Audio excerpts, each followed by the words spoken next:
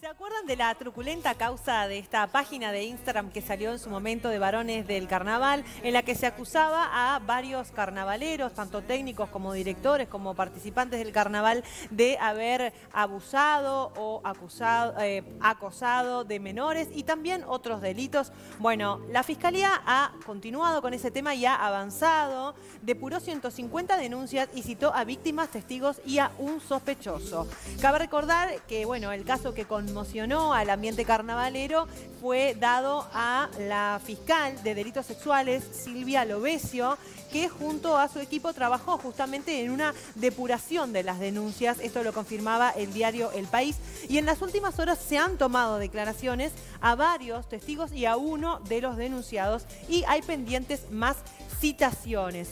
Una institución que se encuentra en la mira desde que comenzaron estas denuncias es ADICAPRO, Asociación de Directores del Carnaval de las Promesas, ya que muchas de las denuncias estaban justamente vinculadas con este carnaval. Nosotros nos comunicamos con Eduardo Outerelo, quien es abogado de la institución, y nos dijo lo siguiente. Los trámites y denuncias realizadas por ADICAPRO contra 3 socios están en curso de investigación de la Fiscalía y se adelantó algo en ese sentido, pero sigue en investigación reservada. Sigue en la etapa de depuración de las denuncias de las placas de Instagram. La asamblea de ADICAPRO se prorrogó para mediados de abril o fines por asunto de no autorización de derecho de reunión por COVID. Así que estos son los datos que nos dio el abogado de ADICAPRO. Y el otro, digamos, que fue el update de lo que estaría sucediendo en Fiscalía con las denuncias de varones del carnaval, Luis. Bien, yo calculo que a esta altura deben haber pasado o la mayoría o todos los casos por Fiscalía, ¿no? Y sí, allí es donde, porque, a ver, funciona así, vos presentás una denuncia, va a la Fiscalía, claro. La Fiscalía ve si considera o no si es pertinente seguir adelante jurídicamente. Perfecto. Ojo, que acá pasan varias cosas. Si uno insiste con la denuncia, hay un juez que puede determinar, audiencia mediante, si hay mérito para que pase a otra fiscalía, claro, y esa otra considere si hay mérito o no. En este caso yo calculo que debe haber habido digamos, un filtro, una purga hay de casos. 150 que siguen adelante. 150. Sí. ¿De cuántos? ¿Te acordás? De algunas cuantas más. Muchas. El tema era que, como podemos recordar, estaba lleno de placas en Instagram con denuncias y con casos espantosos, espeluznantes, y después había algunas que eran, ay, me dijo que me quería y después nunca más me dejó, me engañó. O sea, cosas mezcladas, ¿no? Entonces, limpiar un poco eso, ¿no? Ya, por eso, una cosa es un abuso, es que un acoso sexual, considero, y otra cosa es... Por eso yo dije, me parece que la Fiscalía se debe haber encargado de eso. Claro, ese es el sistema de depuración que decíamos recién, ¿no? Claro. Depuraron, digamos, lo que sí efectivamente puede ser algo que tenga que analizar la justicia o no. 5 atrevidos, pero alguien que se quemó las pestañas para aprender de todo esto y que nos puede explicar bien cómo es Gumer Pérez. Así que le damos la bienvenida. ¿Qué haces, querido? ¿Cómo te va? ¿Qué tal, Luis? ¿Cómo les va? Muchachos, chicas, en el piso. Corregime. Gracias por la comunicación. Corregime y decime si algo de lo que dijimos acá está fuera de lugar. Pero sigue siendo así el sistema, ¿no? Digo, la Fiscalía es la que se encarga de ver si es viable la denuncia o no. Exacto.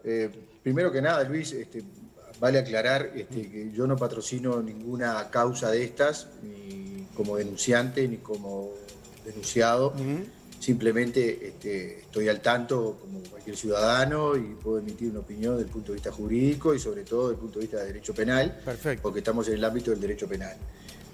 Lo que tengo entendido es que se formuló una denuncia a través de las redes sociales, eso se transformó en una causa penal, lo recogió la Fiscalía General de la Nación a través de una de las fiscalías especializadas en delitos sexuales y bueno, comenzó a instruir la indagatoria previa, que es lo que inicia el proceso. Básicamente, acá las figuras que están en cuestionamiento a través de estas denuncias que se han presentado son el abuso sexual y la connotación que puede llegar a tener sobre personas que en su momento fueron menores, que integraban algunos estamentos o conjuntos de carnaval. en virtud del tiempo transcurrido, se ve que algún caso que motivó lo que se conoce como la delación, que es la revelación del relato, en el caso concreto de los presuntos abusos, y bueno, se formalizó, no desde el punto de vista judicial todavía, pero sí desde el punto de vista administrativo, ya que la Fiscalía inició las indagatorias de rigor, por lo que tengo entendido, citando a algunos de los denunciados y obviamente a algunas de las personas que denunciaron el hecho. Gumer, una curiosidad que tengo. Esto se transformó en una bola de nieve que creció tanto a través de los medios y eso pasó a la prensa, nosotros manejamos ese tema, al igual que otros programas de televisión.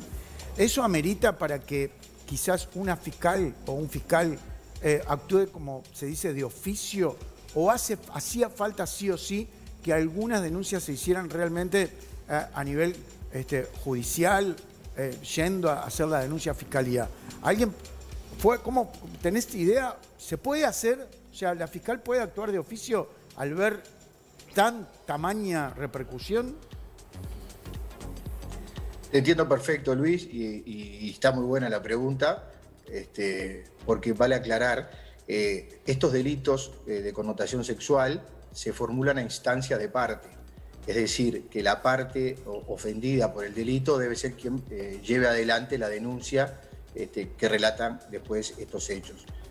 No es como, por ejemplo, un delito que puede instruir la Fiscalía de oficio, ya que la Fiscalía lo que sí puede es recibirla, lo que se llama la noticia criminis o la noticia criminal, y comenzar a indagar, mejor dicho, o a instruir una instancia de esta característica. Pero se requiere necesariamente la instancia de parte para este tipo de delitos. Sea menor o mayor. Está bueno. Perdón. O sea, no puede actuar porque se hizo público. O sea, tiene que haber una denuncia específica. Tiene que haber una denuncia de la parte, que es la parte ofendida, que es la parte presuntamente abusada. Perdóname, pero o sea que en este caso la fiscal... por eso yo te decía que es bueno distinguir la figura del abuso sexual al del acoso sexual, que no son dos cosas distintas, y sobre todo tener en cuenta que hay casos que se presume la violencia cuando se realizan estos tipos de actos sobre personas menores de edad. En algún caso sobre personas menores de 15 años, en otros casos sobre personas menores de 18 años. También la presunción de la violencia en este tipo de abusos sexuales, que recoge el artículo 272 o 273 del Código Penal, establece otros patrones de conducta del supuesto abusador, que por ejemplo cuando se encuentra una relación de descendencia o bajo su cuidado, o la persona tiene... o está atravesando un proceso penitenciario y el que abusa es la autoridad de custodia. Esos son elementos que la ley lo distingue como presunciones de violencia sexual en los casos de abuso. Distinto es el abuso sexual que tiene contacto corporal o el abuso sexual que no tiene contacto corporal, que también lo legisla el Código Penal nuestro. Yo, por lo que tengo entendido, Luis, chicas, y mi querido buzonero Fernández Insúa, yo lo que tengo entendido acá es que estos actos se cometieron sobre determinadas chicas que en su momento eran menores, y transmitió esto después de pasado el tiempo a través de las redes sociales. Corríjame si estoy equivocado. Te hago una curiosidad, como bien lo decía Luis hace un ratito. ¿Qué sucede con las personas, los acusados que tienen denuncias sobre abusos o acosos a menores de edad? ¿Ellos pueden seguir en contacto con menores de edad? ¿La ley da alguna garantía sobre esas personas? No sé. Cuando alguien está bajo sospecha. Claro, cuando hay denuncias. Hay denuncia, pero no hay sentencia. No hay sentencia y hay denuncias que implican a menores de edad. ¿Esas personas pueden estar en contacto, pueden seguir en contacto con menores de edad? Bueno, cuando esto pasa, generalmente se toman ciertos recaudos, que son las comúnmente conocidas como medidas cautelares, que establecen ciertos parámetros para evitar el contacto de la víctima con el victimario.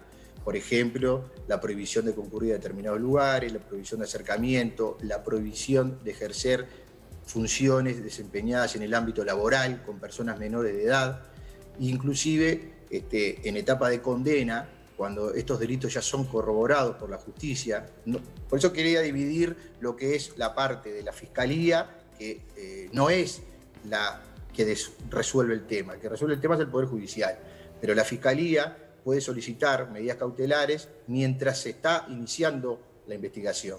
Y este tipo de medidas cautelares pueden corresponder a este tipo de cosas. Luego de que la persona es condenada por parte del Poder Judicial, se pueden establecer determinadas penas que dentro de esas penas pueden conllevar, por ejemplo, la prohibición de personas que estén en el ámbito de la educación, pueden llegar a perder el Instituto de la Patria Potestad, las personas que tienen hijos a su cargo. Bien. Son accesorios a la pena que se transmuta en años de penitenciaría, porque hay que recordar que estos tipos de delitos tienen pena de penitenciaría, que quiere decir que son delitos que tienen un mínimo de 2 años, de los cuales generalmente este tipo de situaciones conllevan la prisión. O sea, a ver, así... Puedo ser claro, no trato de ser lo más claro y lo menos jurídico posible. Está bien, pero te quiero decir es que no importa si es primario, si tiene antecedentes, si no tiene, va a prisión. En principio te diría que son hechos con extrema gravedad en lo que estamos hablando. Sí. Y sobre todo cuando estos hechos trascienden a personas que son menores, ya sean menores de 15 o menores de 18 años. En el caso concreto había que dividir, por ejemplo, en los casos que se transmiten sobre personas que son menores de 15 años, por ejemplo, o menores de 18, las penas pueden ir con penas de prisión.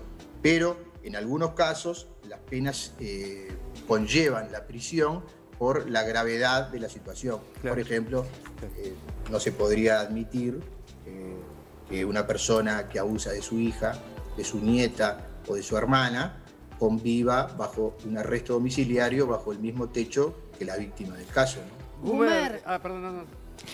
Consulta, vos haber sido abogado de DAECU, ¿puede ser que pueda llegar a ser llamado a declarar en algún momento? ¿Cómo te va? Muy bien. ¿Todo bien? ¿Y vos? Bien. Espero que no. Yo fui abogado de bueno, es una consulta. Durante 2 periodos. ¿Cómo? El primer... ¿Hola? ¿Me escuchan? Sí, te escuchamos. Yo decía que yo fui abogado de la institución durante 2 periodos. El primer periodo hace como 8 o 10 años y no habíamos recibido ningún tipo de estas denuncias que se están ventilando hoy. Y el otro periodo que yo fui abogado de DAECU fue el año pasado, en el 2020 o 2019, antes que este tipo de denuncias se tomaran estado público. O sea que yo no tuve nunca conocimiento como abogado de la institución de este tipo de denuncias. Gumer, en Varones Carnaval, por ejemplo, había casi 300 placas, ¿no? con casos, con denuncias, muchísimas cosas espantosas. Y después había, en esa página y en otras, ¿no? Varones del rock, varones del teatro, después había alguna escena, digamos, de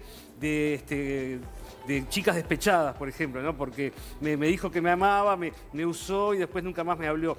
Mezclado ahí, ¿no? con las denuncias. Eso también lo evalúa en su momento la Fiscalía y la Justicia para desechar cosas.